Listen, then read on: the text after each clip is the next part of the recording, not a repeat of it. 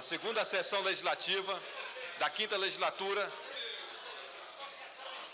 de 2007/2010. Solicito o deputado Wilson Lima, primeiro secretário dessa casa, que faça a chamada dos senhores parlamentares. Deputado Batista.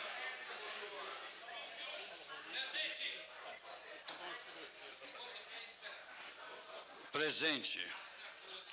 Deputado Benício Tavares. Presente. Deputado Reinaldo Pontes. Presente. Deputado Bispo Renato. Presente.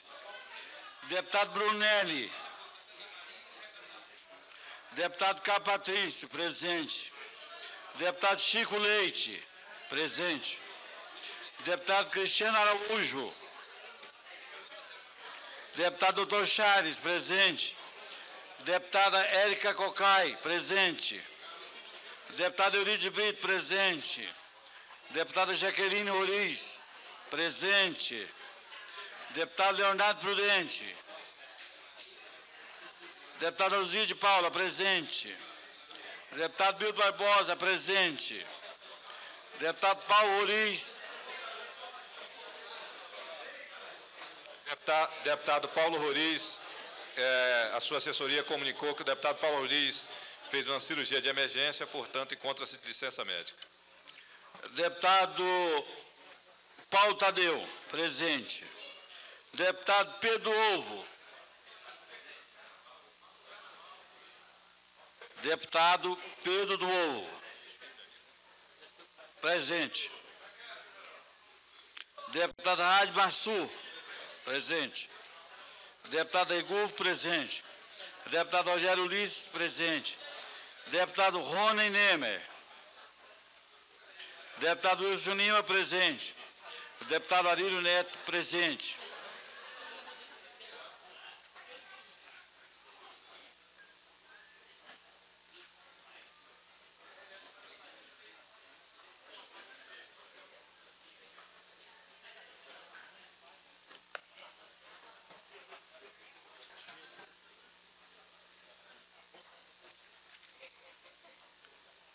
O expediente.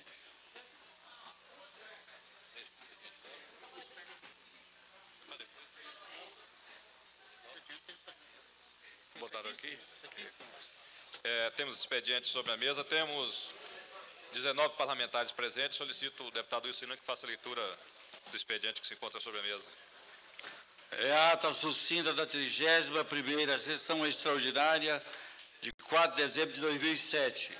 A ata sucinta da 34ª sessão extraordinária em 12 de dezembro de 2007.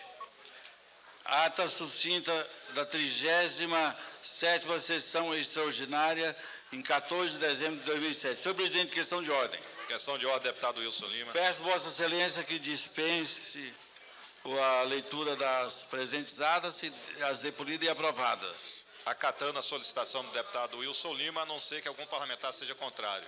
Está acatado a solicitação do primeiro secretário. Declaro lido e aprovado as atas. Queria fazer alguns comunicados aos parlamentares. É necessário que observe que no começo de toda a sessão legislativa nós temos as escolhas das presidências das comissões. Por isso, é necessário que cada bloco e partido político confirme, oficialize as suas lideranças por escrito. Ficou bem claro? Todos entenderam? Tá? É necessário que todos os partidos e blocos oficializem o mais rápido possível as suas lideranças. O líder, se possível, o vice-líder. Após a indicação desses líderes, a presidência da Casa marcará uma reunião para discutir a data das eleições das comissões que tem um mandato de 1 ano. E a agenda desse primeiro semestre dos trabalhos legislativos. O artigo 100 da Lei Orgânica do Distrito Federal, no seu inciso 11, trata das competências do Distrito Federal, que diz que compete privativamente ao governo do Distrito Federal. Inciso 11. remeter mensagem e plano de governo à Câmara Legislativa por ocasião da abertura da sessão legislativa, expondo situação do Distrito Federal e indicando providência que julgar necessário. Para isso, nós contamos com a presença do secretário de Governo, doutor Zé Humberto, ao qual eu convido para vir à tribuna da Casa trazer a mensagem do governo. Direto lá na tribuna.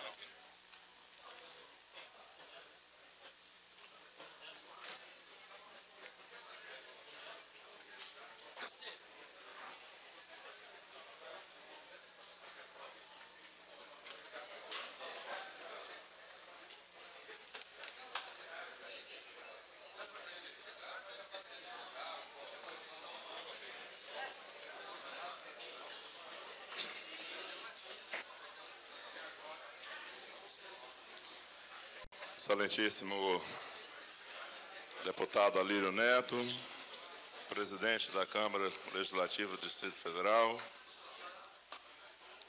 caríssimo deputado Wilson Lima, que nesse momento tenho o prazer de cumprimentá-lo como secretário dessa sessão, caríssimo deputado Paulo Tadeu, vice-presidente dessa casa, e caríssimo amigo deputado Charles, que também faz parte dessa mesa. Queria cumprimentar também o deputado Rogério Ulisses, como líder do PSB, cumprimentar o deputado Milton Barbosa, como líder do PSDB, cumprimentar a deputada Luzia de Paula, líder do PSL, cumprimentar o deputado Pedro do Ovo, líder do PMN, o deputado Regufe, líder do PDT, o deputado Berinaldo Pontes, líder do PP, o deputado Benício Tavares, líder do PMDB, e o deputado Cabo Patrício, líder do PT. Senhoras e senhores deputados, para mim constitui uma honra muito grande estar aqui nessa tarde para trazer a vossas excelências a mensagem do governador do Distrito Federal. E eu tenho a honra, portanto, de me dirigir a todos para que, na leitura dessa mensagem, possa ficar o sentimento do governador Arruda em relação ao governo, esse primeiro ano de governo, em relação ao apreço que ele tem por esta casa e por toda a colaboração que essa casa prestou no ano de 2007. Então, conforme prevê o artigo 100 da Lei Orgânica do Distrito Federal, esta incumbência, quando não feita pelo governador, a incumbência é do secretário de governo. E essa casa eu já tive aqui em outras ocasiões, não como governo, mas como líder do meu setor e como cidadão, ocasião em que representei a classe supermercadista, em ocasião que fui agraciado com o título de cidadão honorário de Brasília, que muito me honra. Portanto, estar aqui para mim é um prazer muito grande, como cidadão e também agora como secretário de governo. Passo a ler neste momento a mensagem da Sua Excelência, o governador do Distrito Federal, José Roberto Arruda. Há um tempo para plantar e há um tempo para colher. Esta verdade, velha, enunciada já na Bíblia e diariamente repetida pelo espetáculo da vida, veio à minha cabeça várias vezes no ano passado. Volta e meia, quando me via à frente para tomar as decisões duras que teria que tomar, eu me lembrava desse ensinamento, de que há um tempo para tudo, e de que é preciso primeiro semear para depois pensar em colher. E foi com esse sentimento e com este pensamento que me deu forças para fazer o que era preciso, tomar as medidas difíceis que infelizmente iriam impor sacrifícios e contrariar interesses. Mas não tinha outra saída. Se queríamos fazer um governo que cumprisse com seus compromissos, o principal deles, a garantia de um futuro melhor para quem vive aqui, um futuro de mais oportunidades e mais realizações pessoal e mais felicidade, essas medidas seriam necessárias. Muito que vou dizer aqui agora já é do conhecimento de Vossas Excelências e das senhoras e senhores deputados, que acompanharam tudo de perto, viveram o que vivemos e a quem agradeço porque aprovaram, sem exceções, todas as reivindicações que encaminhamos a esta casa. Tudo o que fizemos, todas as mudanças que realizamos, tivemos em mente um objetivo. O objetivo bem claro.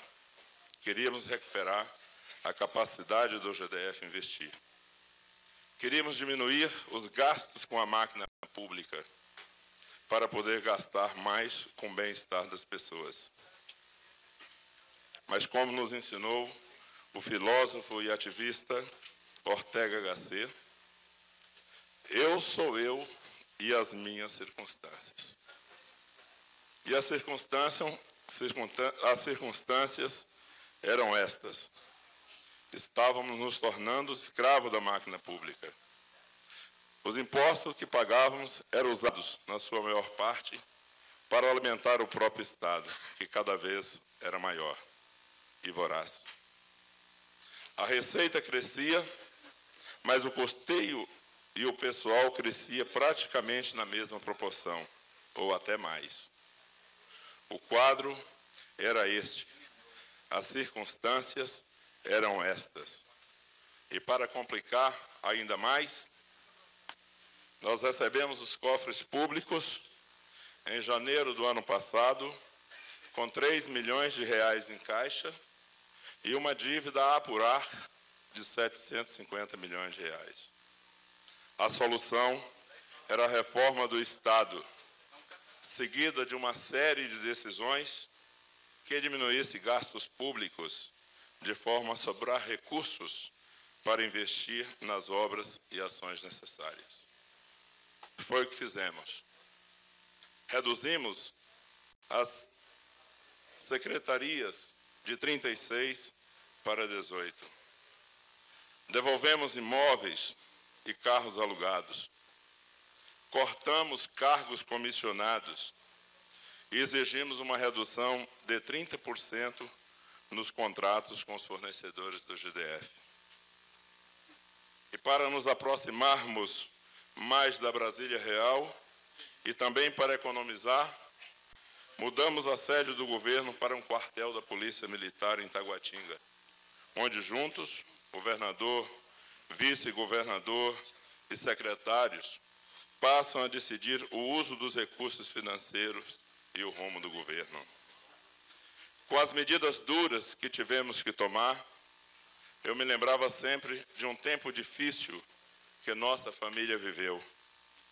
Quando minha filha Bruna, que tinha 9 anos, adoeceu com uma febre reumática que a impedia de andar, para ficar boa, ela precisou tomar uma dose grande de bezetacil.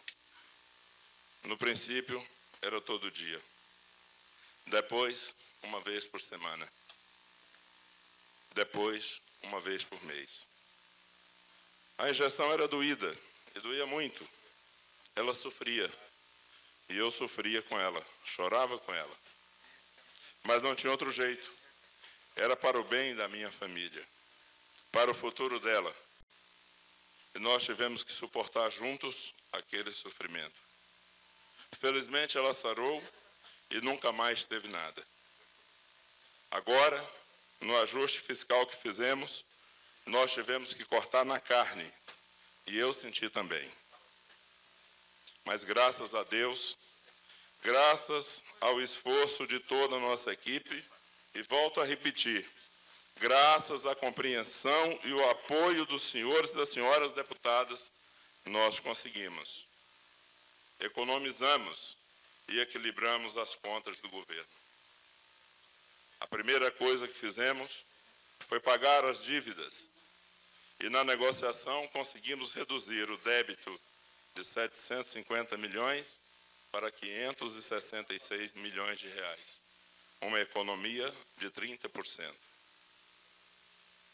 A pergunta sobre o que fazer com os recursos depois de pagar a dívida, nós decidimos que, antes de começar qualquer obra nova, iríamos retomar as obras que estavam paradas. Eram construções que haviam consumido muito dinheiro dos contribuintes e que, abandonadas, se deterioravam ao relento. E eram obras de fundamental importância, como o metrô da Ceilândia, o Hospital de Santa Maria, o Estádio do Bezerrão, os shoppings populares e a DF 005, que liga o Varjão ao Paranoá. Nós retomamos essas obras, tocamos o trabalho com rapidez para recuperar o tempo perdido. Agora, essas grandes obras estão aí. A estrada do Varjão ao Paranoá já foi entregue totalmente pronta.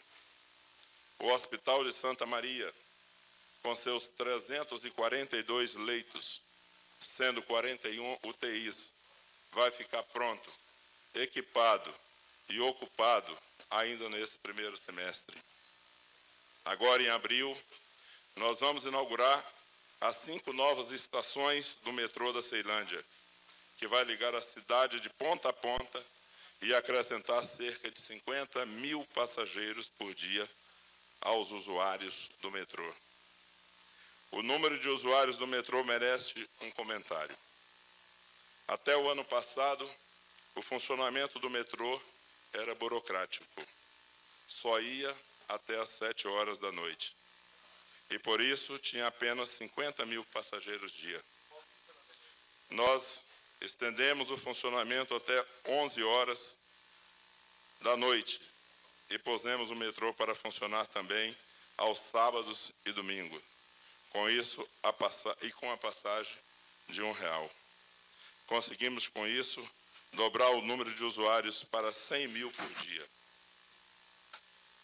Com a entrada em funcionamento das novas estações da Ceilândia, o metrô vai atender por volta de 150 mil passageiros dia, o que vai implicar em redução de custos e barateamento das tarifas.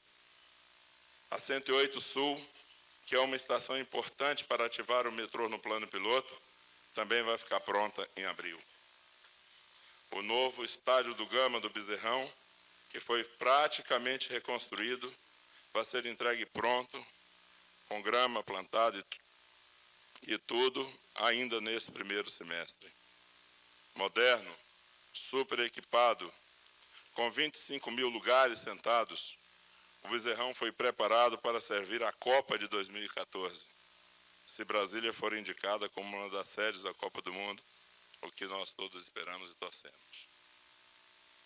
Os shoppings populares também foram, as obras foram retomadas. Nós concluímos o de Ceilândia e levamos para lá os camelôs que ocupavam a principal praça da cidade há mais de 30 anos.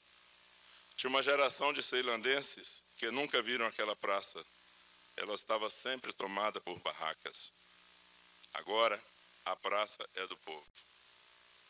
Vamos fazer a mesma coisa com os ambulantes do plano piloto. Eles serão levados para o shopping popular da rodoviária, que também vai ficar pronta nos próximos 3 meses.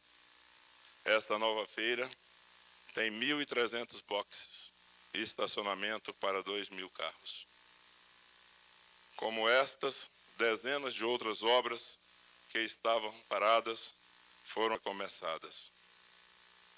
E só aí nós partimos para fazer as obras novas. Uma grande mexida que começamos a fazer é no transporte público. É uma intervenção forte nas principais pistas do DF, que vai dotar nossa cidade de um transporte público coletivo ágil, moderno, confortável e com tarifas econômicas. Nós estamos duplicando a BR-020, junto com o governo federal, que liga Planaltina a Formosa, da mesma forma ampliando a Épia, desde o Balão do Torto até o Parque Shopping.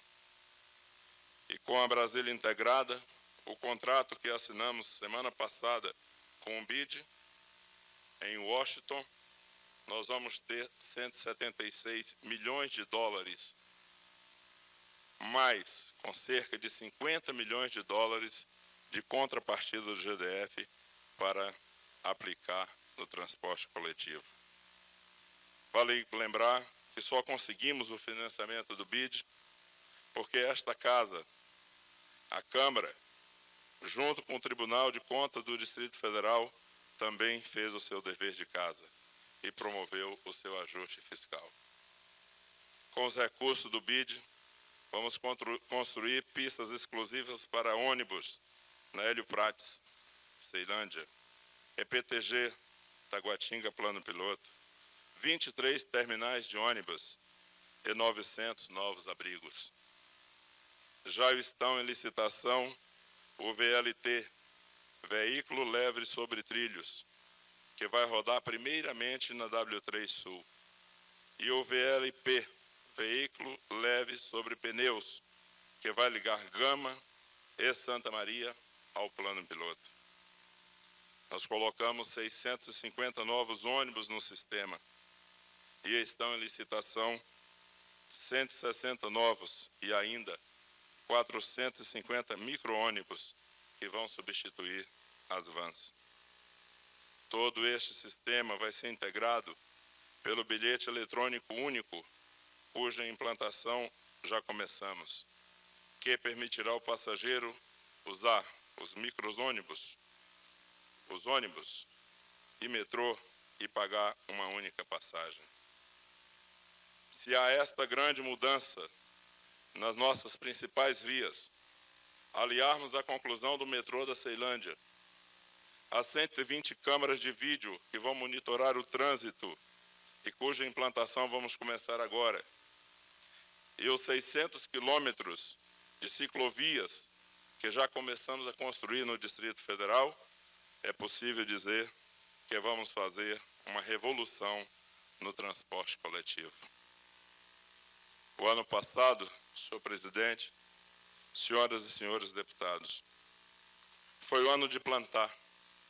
Agora chegou a vez de começar a colher, sem esquecer nunca que é preciso continuar a plantar para ter o que colher amanhã. Mais de 1000 obras de pequenos, médios e grande porte estão em andamento.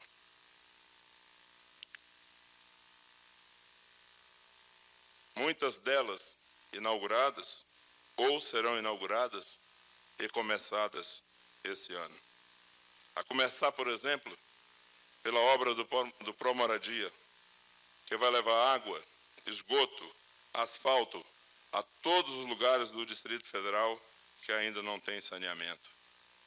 Serão recuperadas áreas degradadas, como a Vila São José, em Brasilândia, Arapuanga, Mestre Darmas, Vale do Amanhecer, em Planaltina, Itapuã, Paranoá, Ceilândia, Samambaia e São Sebastião, entre outras. Mas para não abusar da paciência dos senhores, vou listar apenas os nossos principais projetos estratégicos. E os senhores verão, então, aí muitos dos compromissos que assumimos em campanha, mas que não tivemos condições de começar o ano passado. E por isso tivemos que adiar um ano e estaremos começando agora. Antes disso, porém, queria lembrar os esforços que estamos fazendo para melhorar o atendimento da saúde do Distrito Federal. O Hospital de Base está passando por uma reforma profunda que vai torná-lo tão moderno quanto o Albert Einstein, o Sírio-Libanês, em São Paulo, que são referência nacional no atendimento médico. Estamos renovando todos os equipamentos da rede pública que estão estragados ou obsoletos. O hospital de base só tinha um tomógrafo há 20 anos. Agora vai ter 3.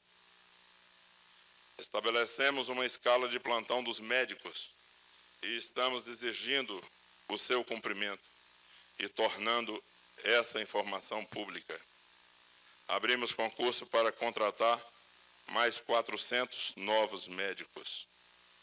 Estabelecemos um plano de premiação para os servidores da saúde, baseado em pontualidade e produtividade.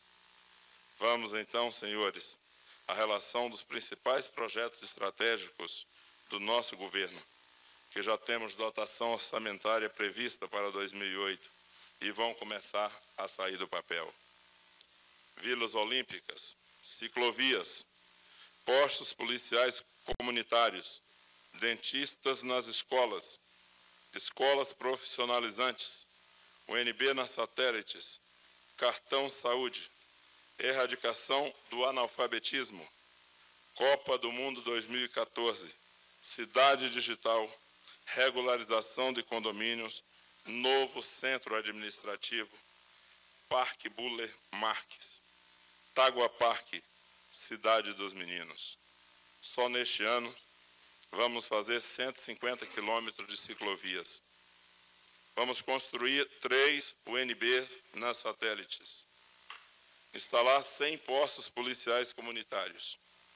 E começar a construção das 10 primeiras vilas olímpicas. Senhor presidente, senhoras e senhores deputados, citei um filósofo no início dessas palavras, o espanhol Ortega Gasset. Cito agora, ao final, outro filósofo, o grego Heráclito. Ele dizia: um homem não entra 2 vezes no mesmo rio. Quando vai entrar, as águas do rio já não são as mesmas. E o homem também já não é mais o mesmo homem. Um ano depois que assumi como governador, sei que não sou mais a mesma pessoa. Mas vejo também que, como as águas do rio, o Estado, o Distrito Federal, também mudou. O comportamento fiscal do GDF passou por uma grande mudança. Nós começamos janeiro de 2007 com 3 milhões de reais em caixa e 750 milhões de dívidas a apurar, como já foi dito. Agora, em janeiro de 2008, nós abrimos o ano com 1.229 milhões de reais em caixa. Descontados os restos a pagar, no valor de 559 milhões de reais, nós iniciamos o exercício com superávit de 586 milhões de reais. Mas a verdade e a verdadeira, a grande mudança que começamos a realizar é outra. É um processo lento, difícil, porque trata-se de uma mudança de cultura. Não é culpa de um ou de outro governante. Brasília é uma cidade nova, formada e continuada por pioneiros, todos querendo um pedaço para viver. A cidade se desenvolver muito rapidamente e, pior, sem controle efetivo em diversas áreas, a começar pelo uso do solo. Tudo isso foi consolidando um certo conformismo nas pessoas. Passamos, de alguma forma, a admitir as invasões de terra, a aceitar as construções sem alvará, a tolerar que um afortunado da beira do lago invada o Paranoá e tome um pedaço para ele, a achar natural o desmatamento e o desrespeito ao meio ambiente, a conformar com um péssimo transporte coletivo que temos, quando, por lei, os donos de ônibus têm obrigação de pôr ônibus novos nas ruas e atender bem a população. Nós estamos hoje numa luta para colocar na legalidade o Distrito Federal, que, como capital do país, tem que dar o exemplo. Neste ponto, no respeito à lei, acredito que Brasília começou a mudar. Mas acho que, em termos práticos, em que a gente pode perceber os resultados mais imediatos, o que mudou no Distrito Federal foi a forma de encarar o governo. Para nós, a obrigação principal de um governo não é se autossustentar, não é gastar o dinheiro público com seu próprio funcionamento. A primeira obrigação do governo é trabalhar em favor da população. É uma mudança de ponto de vista. Nós, governo, não estamos mais apenas olhando para o nosso próprio umbigo. Estamos voltados para as pessoas, para o ser humano que está o tempo todo em nossa frente e que carrega com eles seus dramas, seus sofrimentos, suas decepções, mas também a sua esperança. É esta gente que precisa prioritariamente do governo. E é para ela que nós todos estamos voltados. Os números são mais fortes do que qualquer palavra enternecida, para mostrar na prática que o nosso governo é voltado para a população e não para si mesmo. Nossa capacidade de investir demonstra isso. O ano passado, tínhamos previsto, na reprogramação orçamentária que fizemos, com a ajuda dessa Igreja de Câmara, 500 milhões de reais para investimento. Conseguimos, na verdade, executar 712 milhões de reais. Pois bem, com as economias que fizemos, neste ano de 2008, nós vamos poder investir 1.293 bilhões de reais. Mas vamos mais do que dobrar o poder de fogo do governo em obras e em ações sociais. Aliás, é justamente no orçamento social para 2008 que fica patente a força que procuramos dar para os que mais precisam.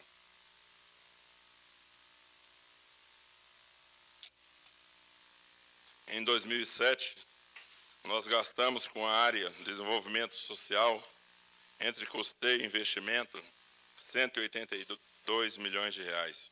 Este ano haverá um incremento significativo. O objetivo é quase que dobrar. É só ver o que a Constituição exige como limite para que os estados invistam em educação e saúde e comparar com o que vamos investir em 2008. A Constituição obriga os estados a aplicarem 13% do orçamento na área da saúde. Nós vamos aplicar 20%, ou seja, 7% a mais do orçamento. Para a educação, a Constituição exige o limite mínimo de 25%. Nós vamos investir 33%. Deixo para encerrar essas palavras como referência à educação. Como sabe, senhoras e senhores, a educação é a prioridade do nosso governo. Vou resumir as mudanças que conseguimos fazer nessas áreas e a conquista que o setor obteve no ano passado. Nós começamos o ano com a criação de 50 mil novas vagas e com a contratação de 1.300 professores que tinham feito concurso e esperavam ser chamados há mais de 4 anos. Conseguimos aprovar com os senhores deputados o novo plano de carreira do pessoal da educação, o melhor do país. Iniciamos um processo de gestão compartilhada e demos autonomia, até mesmo financeira, para as escolas. Este ano, elas vão receber diretamente 63 milhões de reais para aplicar como acharem melhor. Os diretores passaram a ser escolhidos através de um critério técnico, com referendo da comunidade em eleição direta. Nós concluímos a construção de 19 novas escolas e estamos construindo mais 35. Pela primeira vez, pagamos a inscrição dos alunos do ensino médio do GDF, no vestibular da UNB e no PAS. Foram atendidas 50 mil estudantes sem condições de pagar. Criamos a escola aberta e mantivemos 50 delas funcionando no final de semana para receber os pais e a comunidade, o que tem contribuído para reduzir a violência. Fizemos o programa parceiro da escola, uma iniciativa que conseguiu o apoio de 1.500 organizações, dentre elas empresas, embaixadas, pessoas físicas, para ajudar o dia a dia das escolas públicas. E pretendemos elevar este número para 5.000 parceiros ainda este ano. Vamos começar agora a implantar o ensino integral em 2 turnos nas escolas públicas. E o programa de alfabetização de adultos, que criamos, o ABCDF, que a deputada Eurides esteve à frente até pouco tempo, se tornou um sucesso.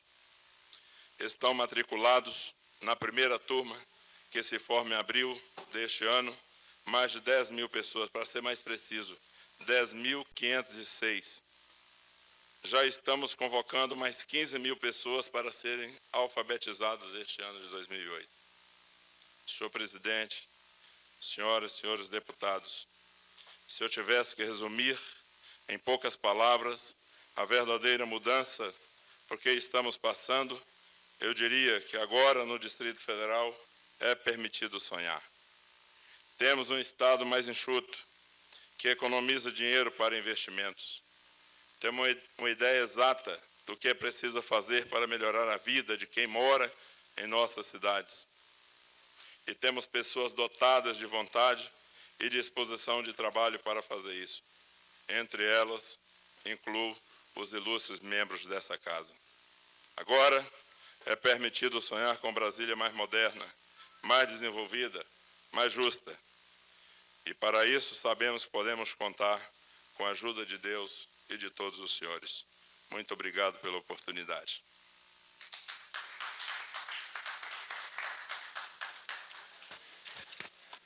Cumprido a determinação de que trata o artigo 100 da Lei Orgânica do Distrito Federal pelo senhor governador nas palavras do ilustre secretário de Governo, eu transfiro a presidência da Casa ao vice-presidente, deputado Paulo Tadeu, enquanto me dirijo com o secretário até a saída, vou levá-lo até lá fora, passando a presidência do deputado Paulo Tadeu, em seguida estará franqueada a palavra aos inscritos.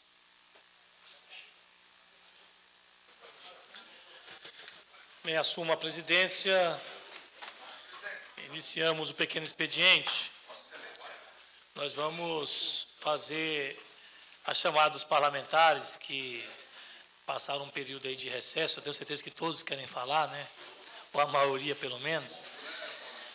Nós vamos fazer o seguinte, democraticamente, nós vamos começar pelos líderes. Logo em seguida, nós iremos chamar os parlamentares, todos aqueles que desejam fazer uso da palavra, pela ordem, inclusive, aqui de inscrição, conforme foi apresentado pelo setor de apoio ao plenário. Então, o primeiro deputado inscrito, Leonardo Prudente, líder do governo. O deputado Leonardo, todos sabem, estava viajando, né, e, portanto, chegou, mas com certeza deve estar descansando, porque foi uma viagem durante toda a noite. Então, deputado Rogério Ulisses. Deputado Rogério Ulisses, Vossa Excelência tem direito a 5 minutos.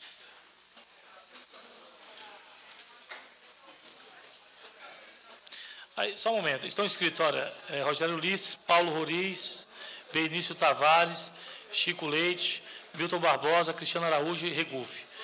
Sendo que essa é a inscrição que foi passada aqui para os trabalhos aqui da mesa. Portanto, os líderes inscritos. Logo em seguida, todos os demais parlamentares estão inscritos.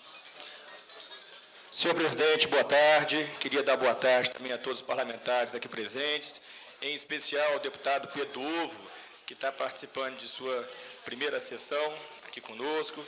Dar boas-vindas também ao Bloco Parlamentar Independente, né, aceitou ser membro conosco. Quero agradecer aos demais membros do Bloco Independente, deputado Berinaldo, deputada Luzia, deputada Neto, por terem me aceitado mais uma vez como líder do bloco. Pretendo, com o apoio de Vossas Excelências, conduzir o nosso bloco como sempre foi conduzido. Né, nós temos como princípios a amizade, a lealdade, somos deputados que nos ajudamos. Né, e assumimos o nome independente porque, em alguns momentos, temos a independência de ter posições diferentes, mas certamente, durante o ano passado, conseguimos, em grande parte das votações, votar junto. Queria parabenizar secretário Zé Humberto pela exposição que fez aqui sobre as propostas de governo para esse ano. Sou um parlamentar esperançoso para o ano de 2008 e espero que o governo tenha condições de implementar grande parte dos projetos que foram lidos aqui. Mas, senhor presidente, o que me traz ao plenário, já no primeiro dia de sessão, é um assunto um pouco mais ácido. Eu participei ativamente de todo o carnaval do Distrito Federal. Estive em todos os blocos, Raparigueiros, Pacotão, Galinha de Brasília, Baratinha, Baratona. Participei do desfile do Sambódromo em Ceilândia, com o Projeto Colibri, encontrei inclusive a deputada Luzia de Paula, lá no Sambódromo.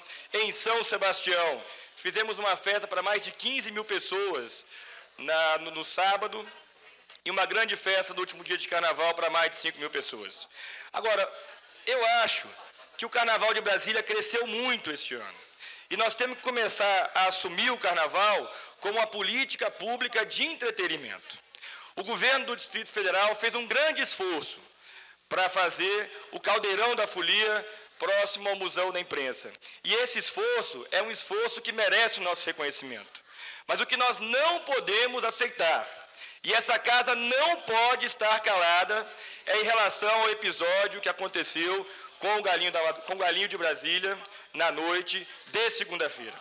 Eu estava lá presente, eu estava pessoalmente presente, meia hora antes de ocorrer a invasão do BOPE naquela quadra.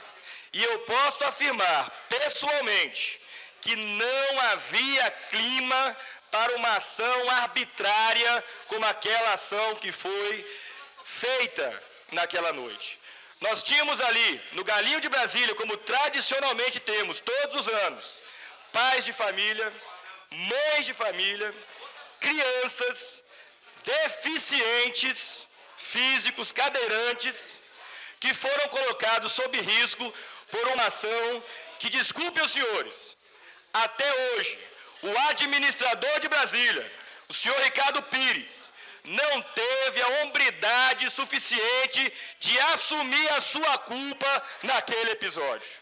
Não teve a hombridade suficiente, porque é inadmissível que o BOPE, a tropa de elite do Distrito Federal, se volte como cidadãos, foliões que estavam ali, cidadãos brincando no carnaval, sem que tenha havido o consentimento do administrador de Brasília. Eu até queria sugerir, já que afastaram os 3 policiais que estavam coordenando aquela ação, por que não afastam também o administrador de Brasília até esclarecer esse fato?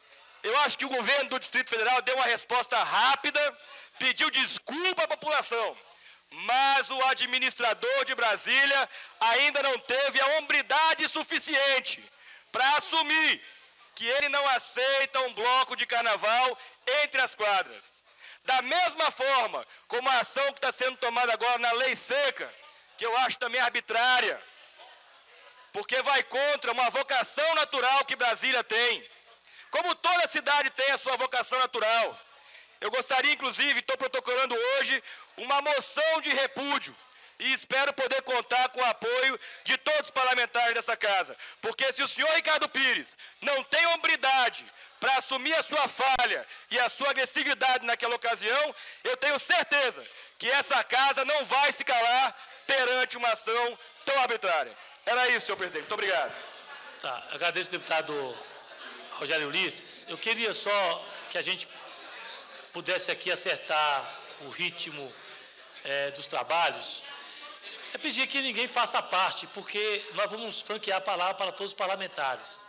Então, aqueles que desejarem fazer uso da palavra terão, portanto, 5 minutos. E aí, porque senão se for começar a criar parte, nós vamos começar a estender demais a sessão, e daqui a pouco aquele que quer fazer, né, a sua intervenção nessa abertura aqui dos trabalhos vai acabar ficando prejudicado, porque vai ficar muito tarde aí. Enfim, então a ideia é deixar que cada parlamentar faça uso da palavra, 5 minutos, cada um fale o que bem entender, o que quiser. É questão de ordem, deputada. Questão de ordem. Não. Concordando com as palavras do deputado Rogério Ulisses, acho, no que diz respeito à truculência que essa cidade viu na última segunda-feira, onde as botas, as baionetas e as bombas quiseram aplacar uma manifestação legítima do povo durante o Carnaval, tão parecido com o povo brasileiro, nós estamos solicitando à mesa diretora, na medida em que esta sessão não é uma sessão deliberativa, que coloque na ordem do dia da próxima terça-feira a vinda de todos os representantes da Polícia Militar, do comandante da Polícia Militar, do comandante do BOP, enfim, das autoridades policiais que devem responder sobre o que aconteceu na última segunda-feira e também do administrador de Brasília, o senhor Ricardo Pires. Então, gostaria de solicitar a esta presidência que, no impedimento de podermos deliberar sobre essa audiência no dia de hoje, que este requerimento fosse colocado na ordem do dia da próxima terça-feira. Bem, como já foi comunicado pelo deputado presidente Alírio Neto, é importante que os blocos partidários ou os partidos façam um comunicado ou comuniquem oficialmente a essa mesa os líderes e vice-líderes de cada bloco. Já está agendado para a próxima semana, o presidente vai confirmar, uma reunião com os líderes partidários para discutirmos as comissões, né, bem como a agenda de votação do primeiro semestre. Então, a princípio, não há nenhuma discordância dessa presidência aqui com o encaminhamento proposto por Vossa Excelência, deputada Érica. Mas é importante, até para que a gente mantenha, né, a sistematização dos trabalhos aqui desenvolvidos, que os líderes partidários, já na próxima segunda-feira, acertem a votação dessa matéria para, provavelmente, terça-feira, aqui no plenário, isso se houver acordo entre todos os líderes. Ou mesmo as comissões também terão autonomia para convocar aí quem quiser. Bem, o próximo deputado inscrito, o deputado Paulo Roriz, já foi comunicado aqui a sua ausência. Convido o deputado Benício Tavares pelo PMDB. Logo em seguida, o deputado Cabo Patrício pelo PT.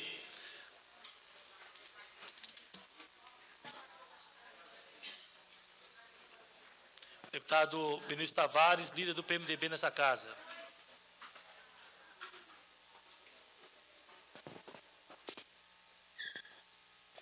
Senhor presidente, senhoras e senhores deputados, em primeiro lugar gostaria de fazer uma saudação especial e dar as minhas boas-vindas a todas as senhoras e senhores parlamentares, bem como o nosso colega e deputado Pedro Ovo, que participa dessa sessão, nessa primeira legislatura. Queria também dizer, deputado Paulo Tadeu, que o nosso bloco ele é composto do PMDB e também do nosso primeiro secretário, o deputado Wilson Lima, e também do Bispo Renato, deputado Bispo Renato. Portanto, do PL.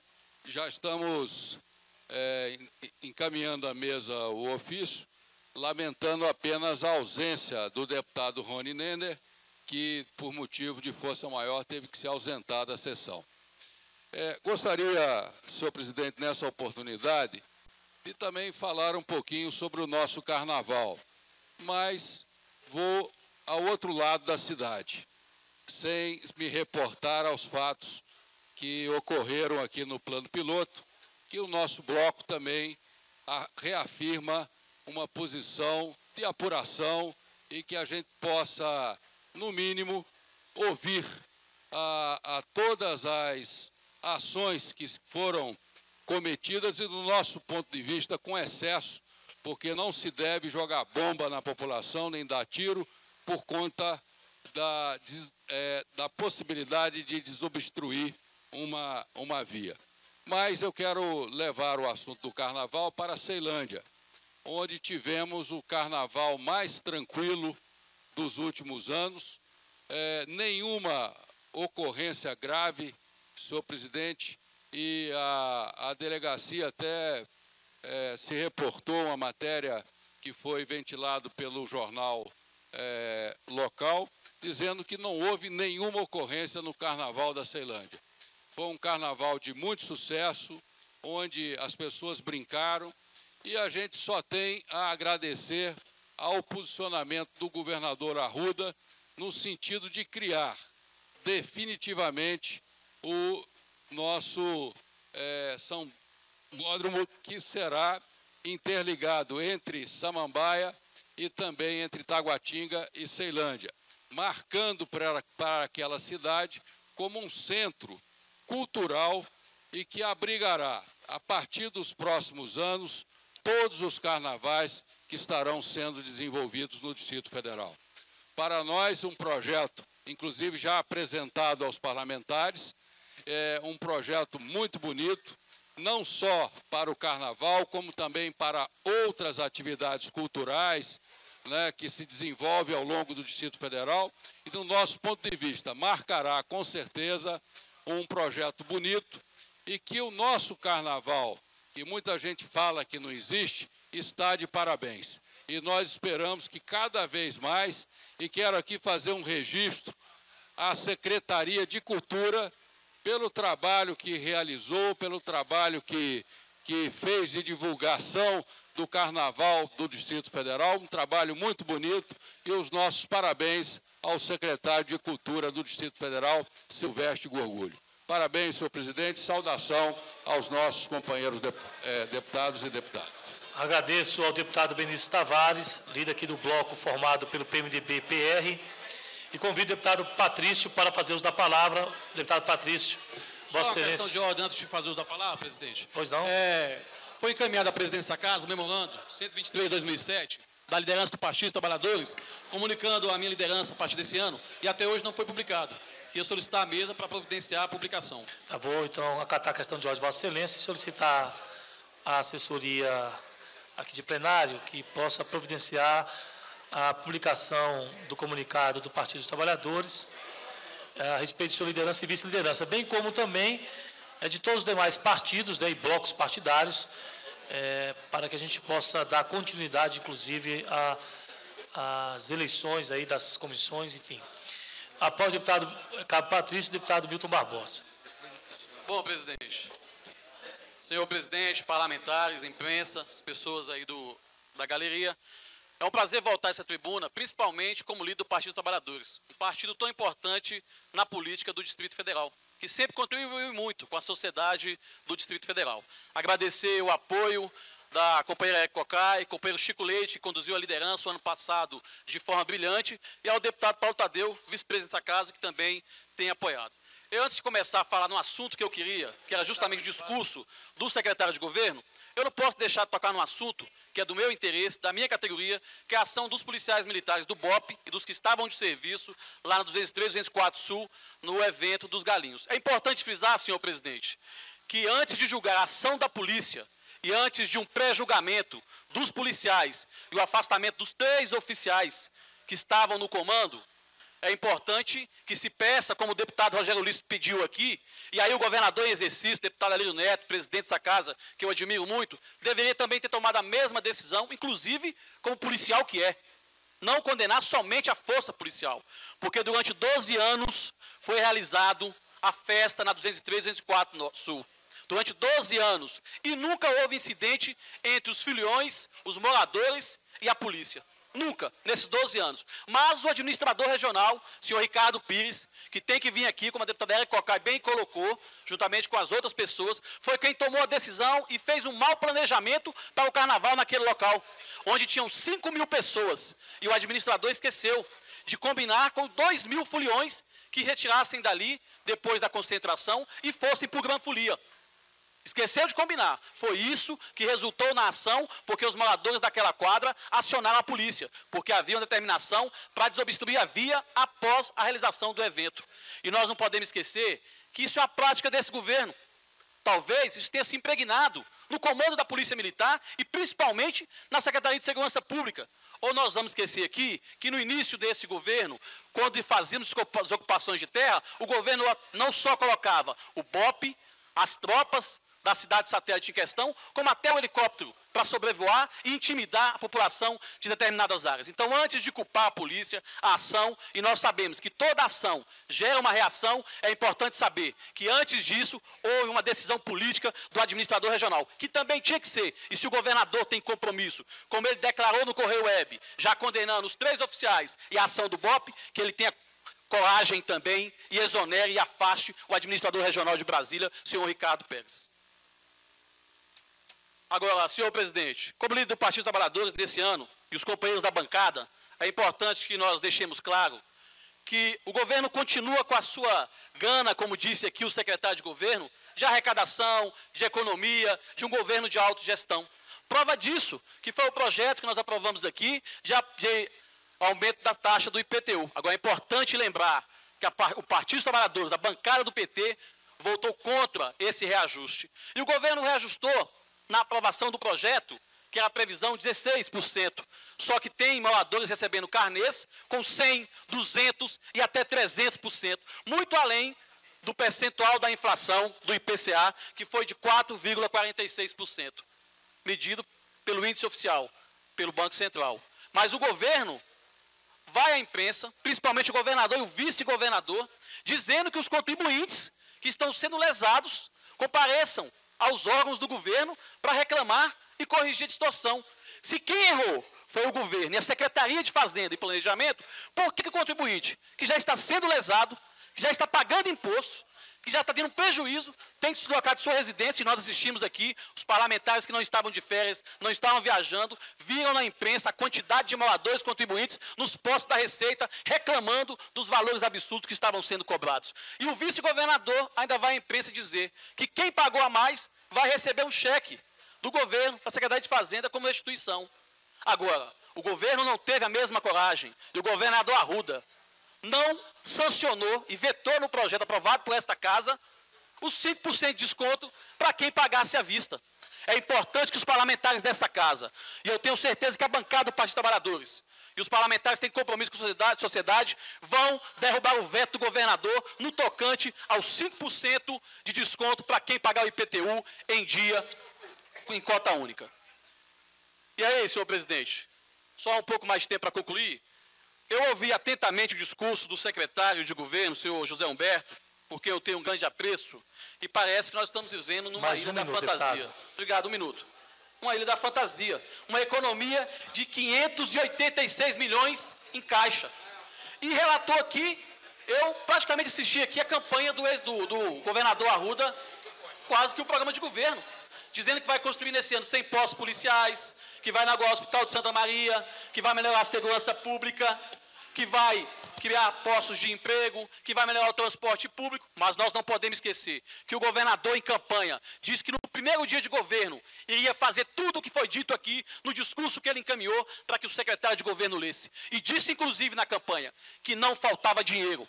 Agora nós observamos que ele diz que havia um desvio de 700 e poucos milhões, que até hoje ele não disse para onde foi esse dinheiro, e com 500 e poucos milhões em caixa, o secretário vem aqui, lê o discurso do governador, presidente Paulo Tadeu, e não apresenta uma obra sequer, uma marca desse governo que prometeu tanto para a sociedade do Distrito Federal. Está aí o calote eleitoral que a sociedade do Distrito Federal... Senhor presidente, vai concluir. Sim, deputado, para concluir.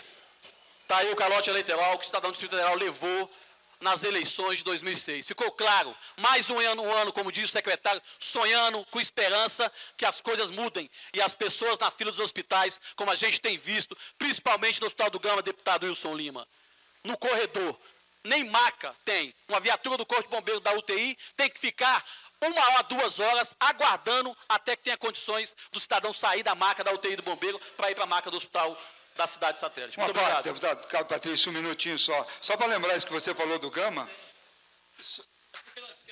Nós acertamos que hoje, até por uma questão de garantir a todos os parlamentares o direito, né, a fazer uso da palavra, nós não íamos dar a parte.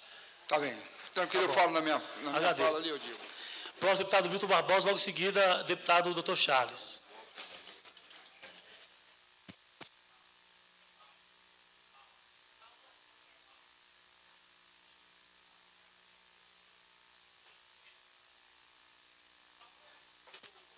Senhor presidente, senhoras e senhores deputados, eu queria, nesse início de atividades, dar boas-vindas a todos, principalmente ao deputado Pedro do Ovo, mais novo colega na casa.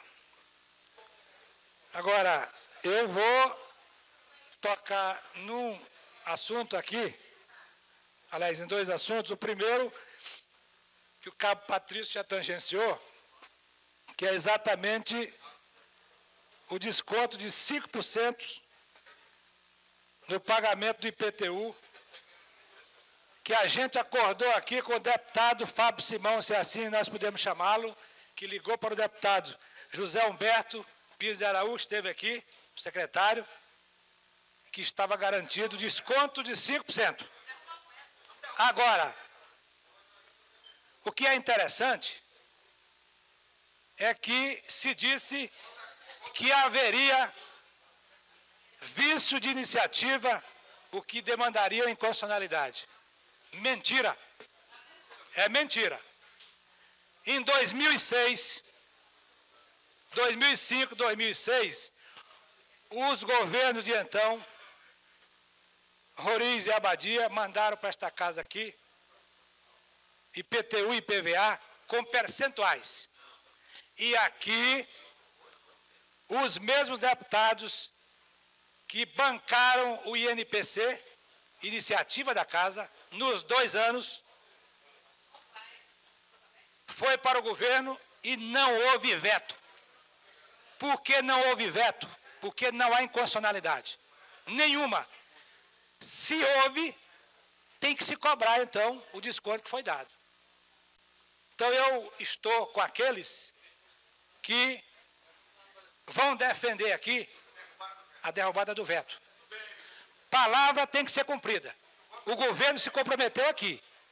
E olhe que eu não vou perder nunca o meu direito de dissentir. Sou da base do governo, sim. Mas não vou deixar de falar o que acho que eu tenho que falar. Agora, eu queria me reportar um pouquinho a fala do doutor Zé Humberto, que é a fala do governador, num pontinho só por hoje, que é o social. De onde eu provenho, de onde eu venho, e tenho uma relativa experiência. Foi dito aqui que o governo vai dobrar os recursos de investimento no social. É bom que dobre, triplique, que faça o que tem que fazer. Porque no ano passado, os programas sociais foram mantidos como estavam. Há muita gente passando fome em Brasília. Eu tenho andado, vocês têm andado e têm visto. E que não tem acesso aos programas. E eu vim descobrir agora nas férias que em 2000 o senador Antônio Carlos Magalhães apresentou uma modificação no ato das disposições transitórias da Constituição, criando o Fundo de Combate e Erradicação da Pobreza no Brasil. E num dos artigos, o artigo 80 ou 81, que foi introduzido, a Constituição determinou que os estados e o Distrito Federal fizessem os seus fundos contra a pobreza. E aí eu me penitencio, porque vim tomar conhecimento agora. A maioria dos estados tem o fundo de combate à pobreza e nós não temos. Então, eu estou sugerindo ao senhor governador, estou com a exposição de motivo pronta, e aí eu estou criticando, mas estou dando uma sugestão, que ele crie aqui, como uma das alavancas dos programas sociais, o Fundo de Combate e Erradicação da Pobreza, como a maioria dos estados tem. Se ele fizer isso, ele estará alavancando uma parte dos programas. Aliás, eu uso no discurso, uma parte do discurso que ele fez na despedida do senador Antônio Carlos Magalhães, onde ele elogia e diz que se a passagem do então presidente do Congresso não tivesse tido nenhuma contribuição, a criação do Fundo de Combate e Erradicação da Pobreza já valeria pela passagem dele. E a gente espera, então, que ele aceite as sugestões. Que critica-se, eu estou criticando, mas estou dando a sugestão. Uma delas, tão somente. Tempo, deputado. Muito obrigado, doutor Pois não, deputado Milton Barbosa, pela liderança do PSDB, e agora o deputado Dr. Charles, pelo PTB. Logo em seguida, o deputado Regufe. Senhor presidente em exercício, deputado Paulo Tadeu, senhoras e senhores deputados, imprensa. Eu queria primeiro falar sobre essa questão do carnaval aqui do Distrito Federal, e eu acho que foi realmente inusitado. Uma cidade que realmente fica totalmente vazia, uma cidade que não tem quase ninguém no carnaval, e quando se tenta fazer alguma coisa, tem uma resposta desmedida. Uma coisa assim realmente muito além do que precisava para reprimir aquelas questões. Obviamente que tem que se saber quem foi que chamou para fazer uma atitude de tal ordem. Ao invés de nós incentivarmos realmente o carnaval dessa cidade, nós podamos de uma forma muito ruim para essa cidade. Questão do IPTU. Eu tenho dito que o acordado não é caro. E o que foi acordado tem que ser realmente cumprido. Aliás, aumento muito mais do que os 16% proposto. Então, essa questão do desconto de 5% acordado dentro dessa casa realmente tem que ser cumprido. Quero entrar também nessa questão da saúde do Distrito Federal. Ora, eu acho que há um dos grandes equívocos nessa cidade, essa questão de ficar colocando o nome de médico e de alguns profissionais da saúde nas portas dos hospitais. Não que eu esteja defendendo que os colegas não trabalhem, mas é porque isso não funciona. Isso é função do Estado, fazer com que a saúde ocorra de forma adequada, e aí o Estado está invertendo. Está colocando o médico lá na frente para colocar ele contra a população federal. Não sou médico, como a enfermagem também. Isso não vai dar certo. Podem me cobrar todos aqui se essa questão vai dar certo. Tem que colocar também, como disseram, coloque lá que não tem esparadrapo, coloca que não tem luva, coloca que não tem fio cirúrgico. Coloca essas coisas todas também, para que a gente veja o que está acontecendo na saúde do Distrito Federal. Foi citado aqui aquela hora que o Cabo Patrício estava falando do Gama. Hoje, Cabo Patrício, para que você saiba bem, desde as 10 horas da manhã, não chama o paciente no pronto-socorro do Gama. Desde as 10 horas da manhã. Taguatinga desde 10 e pouco. Ceilândia desde 11 horas. Chama-se paciente lá, hoje, nos pronto-socorros, e não tem ninguém para atender. Vai ficar igual o Einstein, tranquilo. Então, realmente, é uma brincadeira que está ocorrendo. Eu acho que é um equívoco muito grande. Eu quero realmente, hoje, pontuar essas questões, mas eu volto aqui na semana que vem, realmente, colocando o que realmente está acontecendo e de que forma estão tratando os profissionais de saúde e a saúde em si no Distrito Federal. Realmente, é um descaso. É uma vergonha. Muito obrigado, senhor presidente. Pois não, deputado Charles. Deputado Regufe, último líder inscrito. Logo em seguida, iniciaremos o comunicado dos parlamentares. Senhor presidente, senhoras e senhores parlamentares, o que me traz à tribuna nessa sessão inicial do nosso ano legislativo é, primeiro, para fazer um veemente protesto com relação ao veto do senhor governador do Distrito Federal, ao projeto aprovado por essa casa, que instituía desconto no pagamento à vista do IPTU. No dia 11/4/2007, o Supremo Tribunal Federal julgou a ação direta de inconstitucionalidade número 2464, da Assembleia do Amapá, dando ganho de causa à Assembleia do Amapá para legislar sobre questões tributárias e para dar um desconto semelhante a este aprovado aqui, projeto do deputado Milton Barbosa, semelhante a esse projeto aprovado aqui, dando um desconto à vista para os contribuintes que pagarem antes do prazo o IPVA no Amapá. Portanto, não há nenhum vício de iniciativa e pode essa Casa Legislativa conceder descontos em pagamento à vista dos impostos. Além disso, eu quero expressar também aqui o meu protesto com relação a essa exorbitância, a esse exagero que o governo do Distrito Federal impôs aos contribuintes na questão do IPTU. Esta casa aprovou, contra o meu voto, porque eu votei contra, o aumento do IPTU de 16,58%, muito além da inflação no período, que foi de 4,38% IPCA e 5,15% INPC. Muito além da inflação no período. Votei contra, fui derrotado. Mas o que me surpreende é que ao chegar os carnês nas casas das pessoas, simplesmente chegavam carnês ainda com aumento acima do que é aprovado nessa casa. Fiz um requerimento à Secretaria da Fazenda pedindo que o governo revisasse isso e que não exigisse que os contribuintes tivessem que fazer uma fila na Secretaria da Fazenda. Cabe ao governo, como diz o artigo 149 do Código Tributário Nacional, cabe ao governo revisar de ofício ao cometer um erro. E não fazer os contribuintes terem que entrar numa fila. Parece até que o Estado que a população existe para servir o governo, e não que o governo existe para servir a população.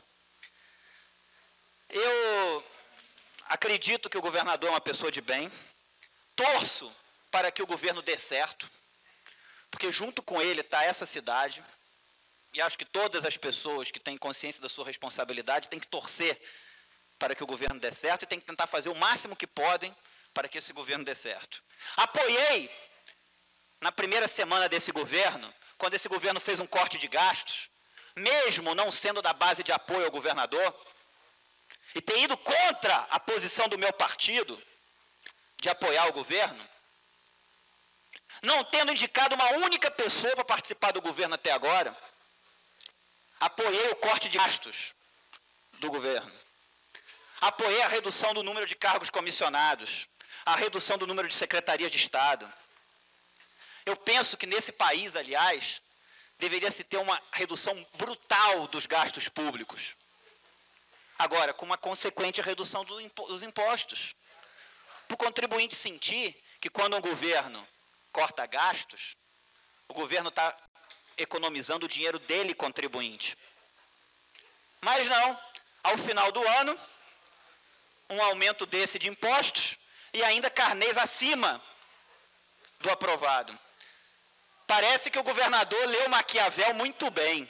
Vamos fazer a maldade logo aos muitos. Vamos aumentar tudo que a gente tem que aumentar de imposto no primeiro ano. Daqui a 3 anos as pessoas esquecem. Eu penso que o governo tem que gastar menos com o seu custeio, realmente. Tem que gastar mais com as atividades fim, com educação, saúde, segurança, com a qualidade dos serviços públicos, e menos com o seu custeio.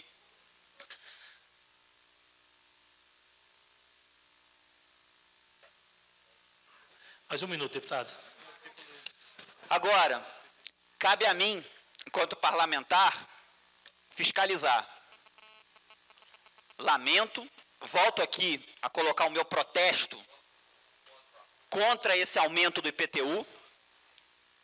Agora, vou fiscalizar a aplicação desse dinheiro. Eu ouvi aqui da boca do senhor secretário José Humberto, e com testemunho de todos aqui presentes, o hospital de base vai ter a qualidade do Albert Einstein e do Sírio-Libanês em São Paulo. Vou repetir. O hospital de base vai ter a qualidade do Hospital Albert Einstein e do Sírio-Libanês em São Paulo. Está registrado aqui nos anais. Cabe a nós, enquanto parlamentares, inclusive os que fazem parte da base do governo, tem a obrigação de cobrar isso. Eu vou cobrar, como cidadão e como parlamentar. E peço a essa casa toda que cobre também. Essa eu quero ver. Foi dito aqui na mensagem oficial. E, para encerrar... Tempo, deputado. Para encerrar, agradecendo a generosidade do presidente Paulo Tadeu, para encerrar, eu lamento muito que o governo corte gastos e que não mostre para o contribuinte que esse é um dinheiro seu. E que quando chega o final do ano, aumente impostos, ao invés de diminuir impostos e mostrar para o contribuinte que quando um governo diminui os seus gastos, está poupando o dinheiro dele, contribuinte. Quero registrar mais uma vez aqui o meu protesto por esse aumento do IPTU e por essa infelicidade de ainda ter mandado para a casa das pessoas carnês com aumento ainda superior do aprovado nesta casa. Muito obrigado, senhor presidente. Pois não, deputado Regufe. Entraremos agora no comunicados dos parlamentares. Foi feita aqui uma inscrição por ordem alfabética. Então, o primeiro inscrito é o deputado Alírio Neto, Batista das Cooperativas. Vossa Excelência terá dito 5 minutos. Os deputados que já falaram, eu estou entendendo que não irão falar, né, mais. Então, vou chamar apenas os deputados que ainda não falaram.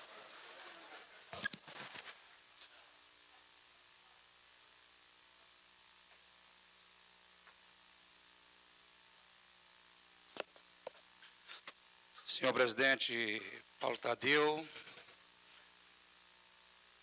deputado Cabo Patrício, deputado Birinaldo Pontes, componentes da mesa, senhores parlamentares, membros da galeria que nos ouvem nesse momento, amigos da imprensa, servidores desta casa. Eu queria começar meu momento de fala, nesse segundo ano de legislatura, falando de habitação, falando de moradia com dignidade, deputada Érica Cocai. E me refiro a Vossa Excelência, porque tem acompanhado os incidentes lamentáveis que ocorreram no mês de janeiro, na área da Fercal. Incidentes esses que poderiam ter sido evitados. Quando no mês de abril ainda, nós estivemos naquela localidade, como presidente da Comissão de Meio Ambiente, Desenvolvimento Econômico, e alertamos da preocupação daquelas famílias em área de risco. E ali era uma tragédia anunciada. Então eu queria começar lamentando, me solidarizando com aquelas famílias que estão sendo removidas e dizer que a comissão, mais do que nunca, vai estar muito próxima. Nós assinamos um requerimento de autoria dessa casa, já, hoje, no dia de hoje, querendo acompanhar mais de perto essas remoções daquelas famílias. Queria falar do setor habitacional Catetinho, que é uma realidade que vai acontecer no Distrito Federal, que precisa acontecer. Mais do que nunca é preciso que pensemos a habitação no Distrito Federal com responsabilidade.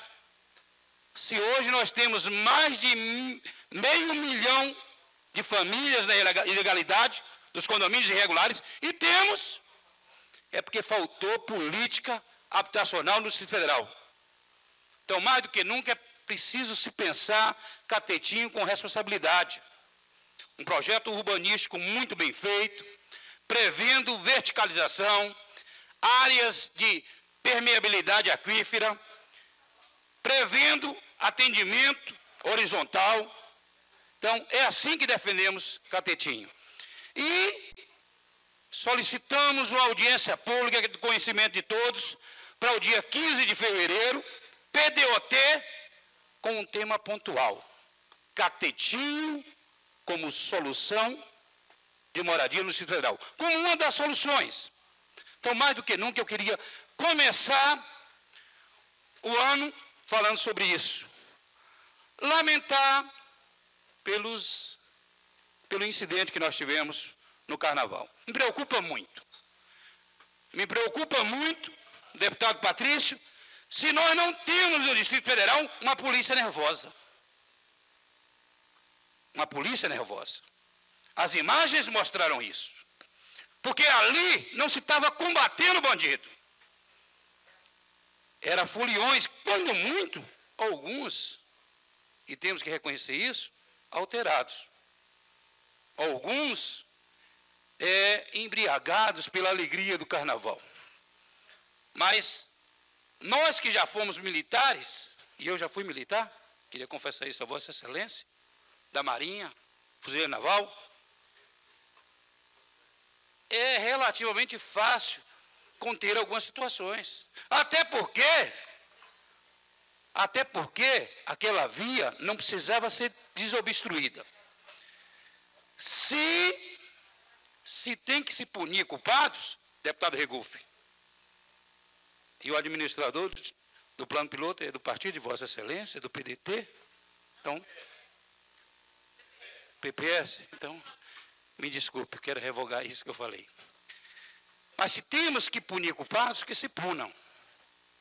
Se temos que tomar atitudes, que se tome. Essa casa não pode ficar à parte disso. Só para concluir, nas demais cidades que nós pudemos acompanhar o carnaval, eu queria parabenizar, em especial a Ceilândia. Mais uma vez, deu um exemplo claro de que o carnaval deve permanecer naquela cidade. Mais um minuto, deputado.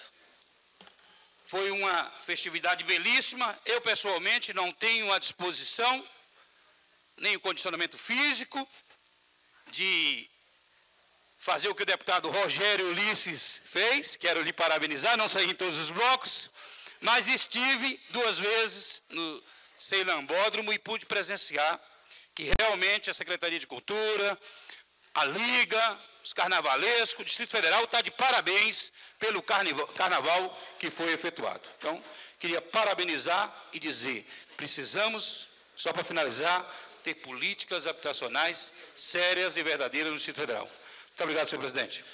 Pois não, deputado Batista. Bem, o deputado Berinaldo Pontes vai deixar para fazer uso da palavra na próxima sessão. Agradeço, deputado Berinaldo. Convido o deputado Bispo Renato. É porque botaram o Bispo Renato. Próximo, deputado Brunelli. Deputado Chico Leite.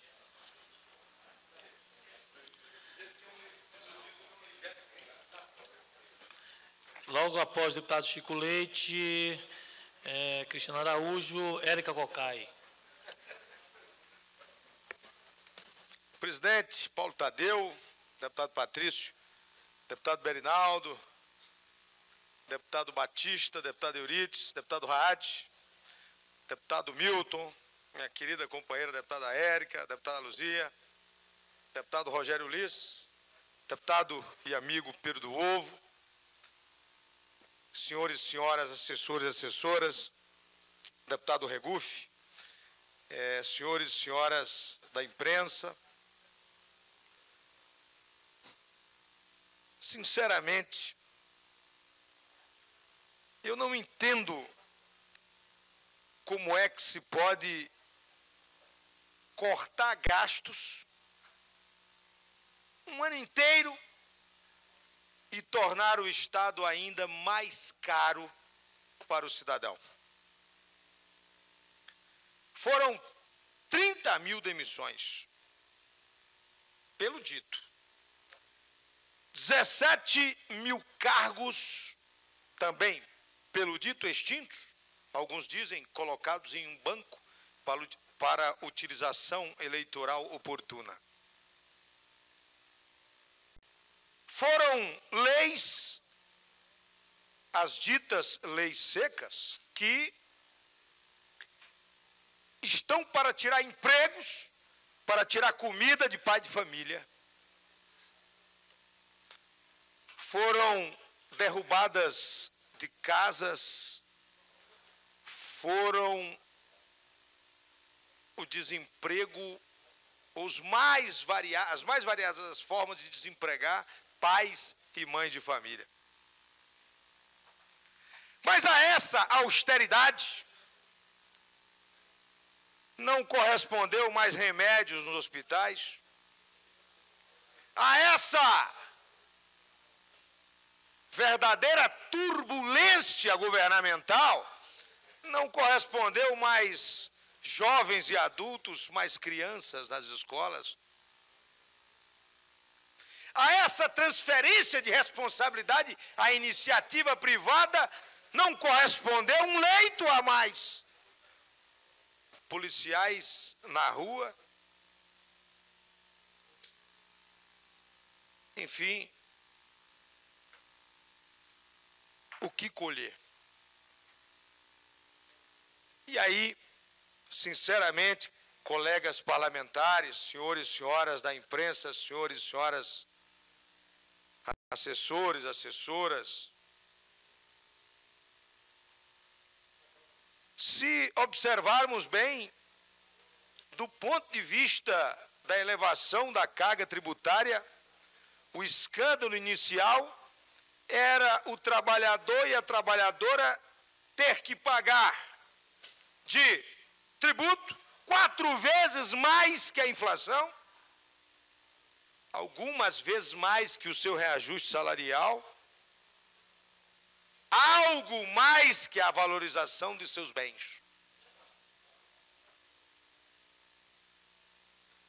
Em 2008, meu presidente,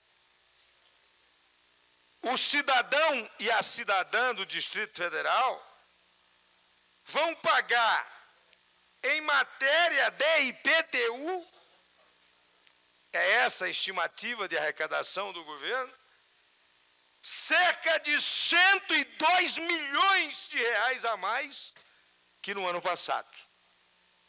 Com o IPVA não é diferente. O governo estima arrecadar cerca de 44 milhões a mais do que arrecadou em 2007. A propaganda governamental diz que o governo cortou gastos. Eu sou daqueles, colega Eurides, colega Regufe, que me preocupo muito mais com a finalidade do gasto que com o seu valor. Se for necessário 1 milhão para salvar uma vida, é pouco. Uma vida sequer, é pouco.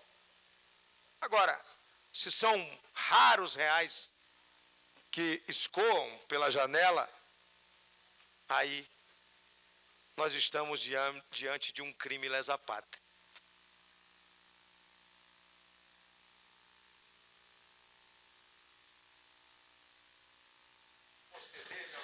Deputado Chico Leite, mais 1 minuto para Vossa Excelência.